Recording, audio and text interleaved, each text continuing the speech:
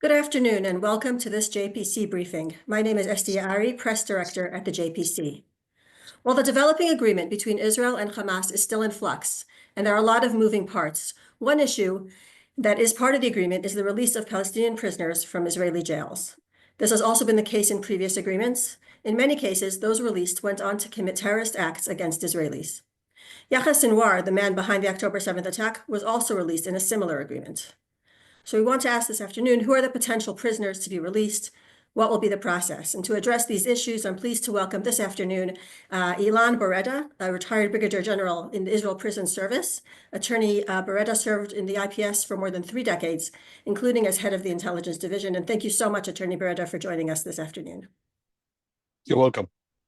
I'd like to start by asking, although we don't know their names at this point, or at least the vast majority of them, about the profile and who we can be expected to be released as part of this agreement. There's been a lot of speculation, and I'm wondering if you can give some insight into that. For what I know, the first prisoners that will be released are very old prisoners that served a long prison term in the IPS for terror acts. Most of them are have at least one life sentence, even more.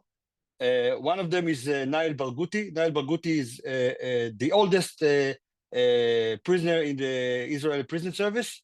He was sentenced to life 44 years ago for a terror act that killed several people, and he was released in the Shalit agreement and was sent back to prison after he didn't stand for the terms of his release. Most of the prisoners that will be released are old guys, old men. Most of them are from Hamas organization. I don't know to where they will be released, if to Judea and Samaria or to Gaza Strip or to a country abroad, but most of them are terrorists that made big terror before they came to before they went to prison, and most of them are in the leadership of the prisoners inside the IPS. They are I don't know if they'll be in the leadership of Hamas outside, because they are old and they are very long time in prison, and the leadership of Hamas is younger today, but some of them can be part of the Hamas leadership. When you say they're part of the leadership in the prisons, what does that mean? In prison, we know it from the intelligence we have on the prisoners.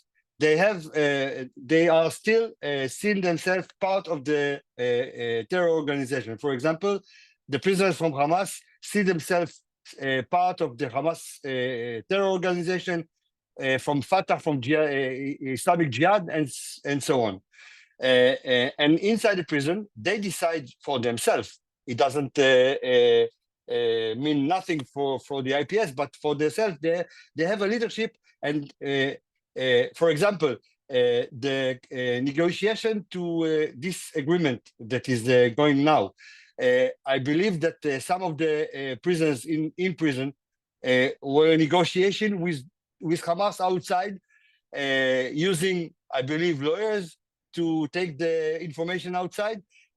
So they will ask to release this prisoner, that prisoner, and they send the names to Hamas outside, so that Hamas will, in the negotiation that was held in Qatar, they can ask this prisoner that they want to release. I don't know if all the names that they get will be released, because I know that Israel have a veto on at least 100 or 120 prisoners that are sentenced to life or more. But I believe that the price that Israel will pay for the release of the hostages will be a high price. Yes, it seems so. And I'm wondering if you can talk a little bit about what the process would be.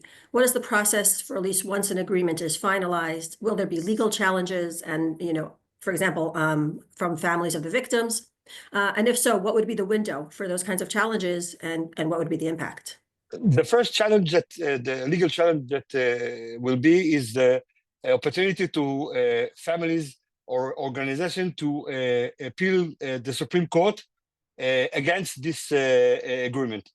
And they have 48 hours from the after the agreement will be approved in the government and in the cabinet. They have 48 hours to appeal the Supreme Court, but usually from the past, usually the Supreme Court doesn't interfere with the government decision about this kind of agreements. But this is the first legal challenge that they have.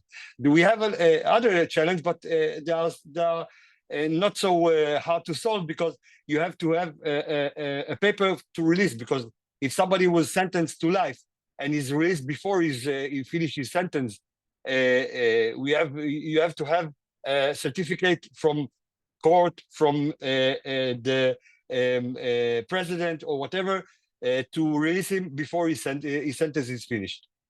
But that's about it. When you say that prisoners are sentenced to life, and some of those who are being discussed, I think there's different categories of prisoners who are being discussed for release. I know, again, without having specific names, because it's difficult to know that at this point, but the different categories that we're looking at, some for life who I assume were convicted of murder, or perhaps you can correct me, and some maybe who have done, who are in prison for other crimes. Wonder if you can shed light on that. All of the prisoners that are sentenced to life or more, they're convicted for a murder, at least one that they did.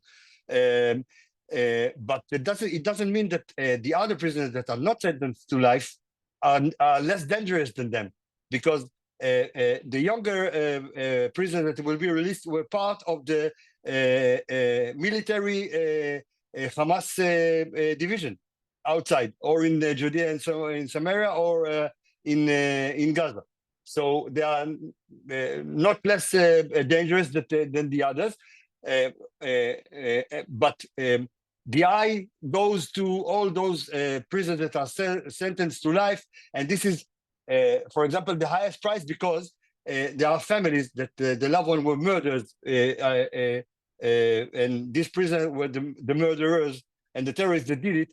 And that's why it's a big price to pay. But it doesn't mean, as I said before, that the other prisoners are less dangerous than those prisoners.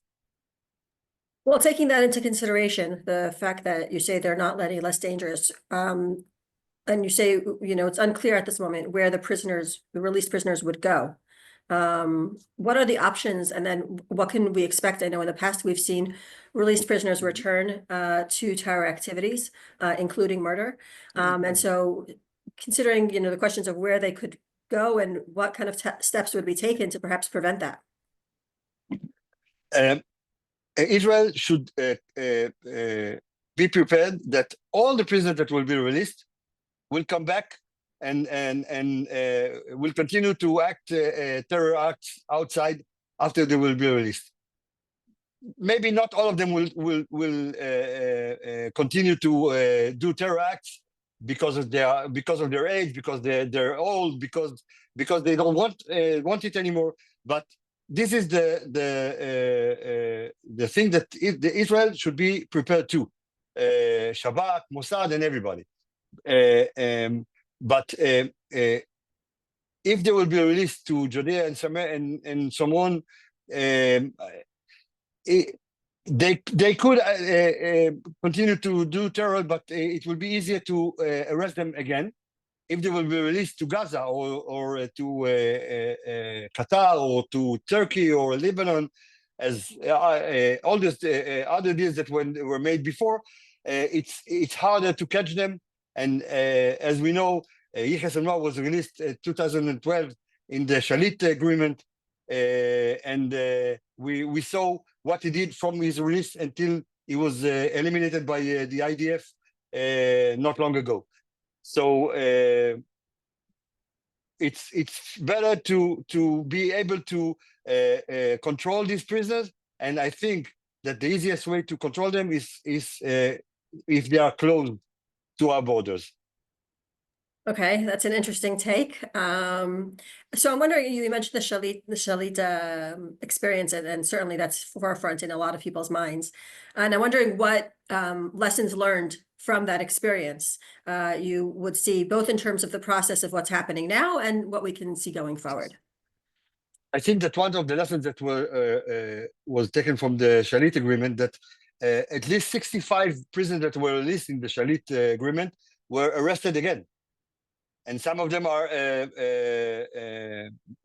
were sent back to life again in prison.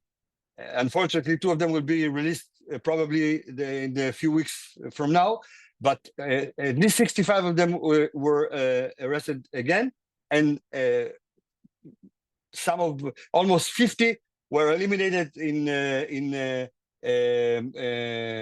attacks that they tried to make, and the IDF soldier killed them in the process. So I think that the Israeli intelligence will be monitoring them better after the Shalit agreement, because we don't have any choice, because to release our hostages, we'll have to pay this price, and it's a high price to pay, but we don't have any choice because it's the only way to release the hostages. So all the intelligence branches of the state of Israel will have to monitor them very closely. So if they will try to do something, we will stop them before they will succeed to do it. Yeah, one of the questions I have here is whether you were in direct contact with any of these people that you perhaps know personally, so to speak. And also, if you have any statistics, you mentioned 65%, 65 had been rearrested, 50 had been eliminated in the course of anti-terror activities. But if you have any statistics on recidivism amongst those released. Unfortunately, I don't have the statistic, but I can tell you that from the list of prisoners, or 48 prisoners that I have now, and I saw the names, I can tell you that most of them are very old, 55, 56 or more years old. Most of them are, or at least maybe all of them are were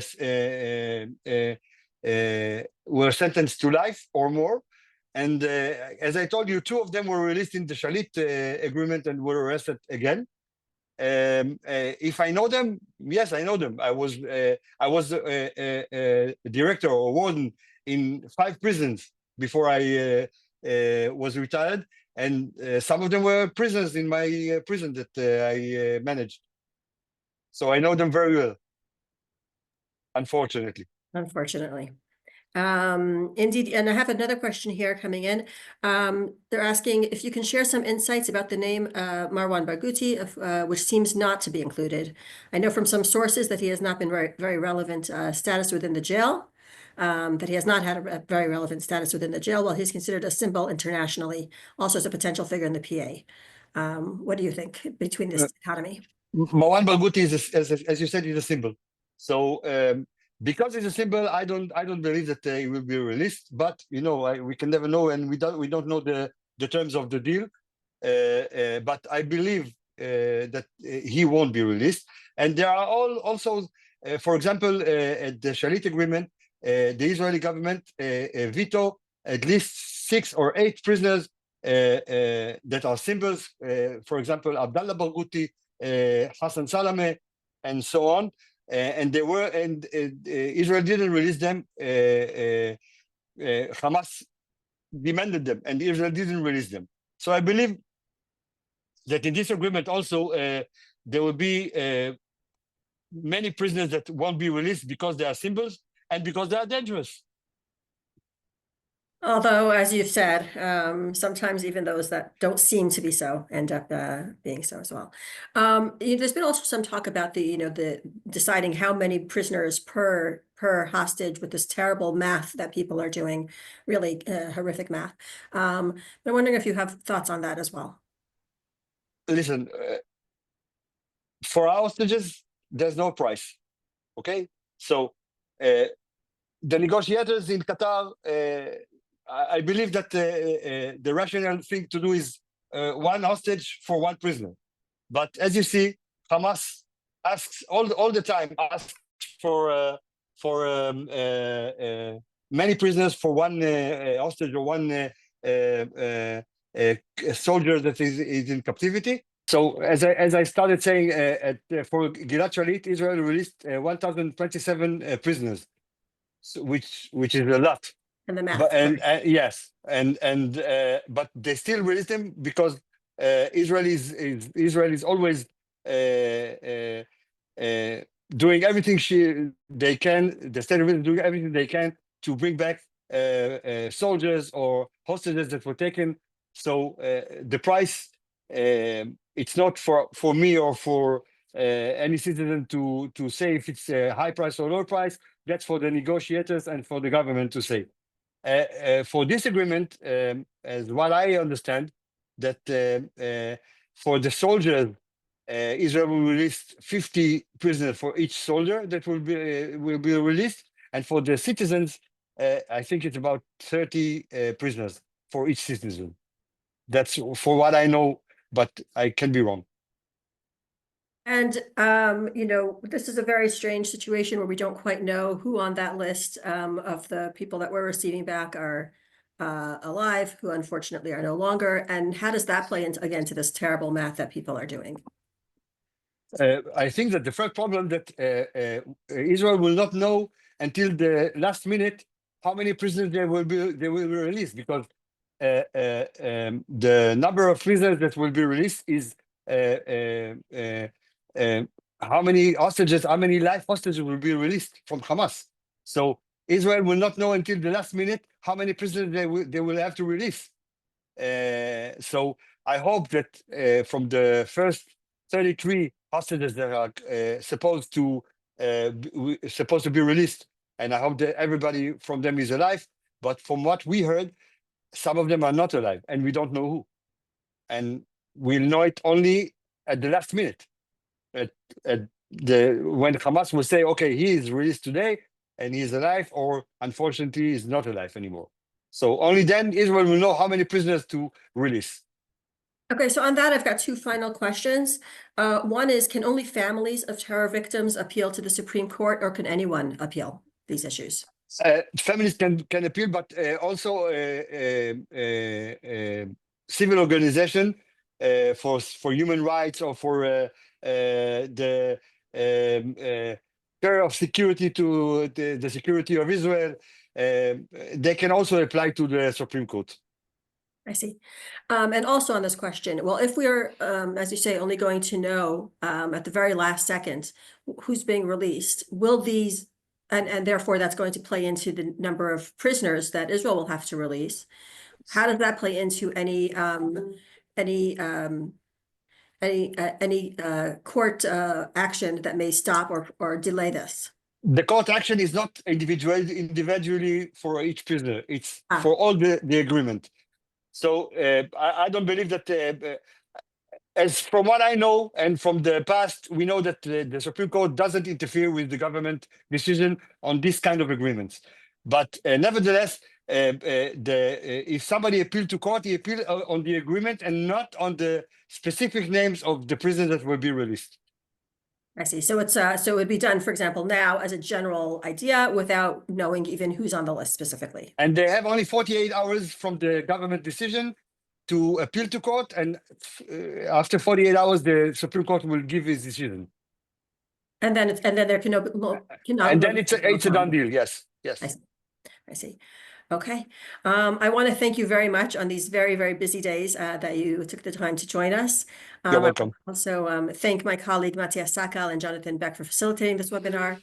And I'd like to thank you all for joining us, and please stay tuned to JPC for additional events in the coming days. Thank you so much again, Attorney Borreda, for joining us. Thank you. You're welcome.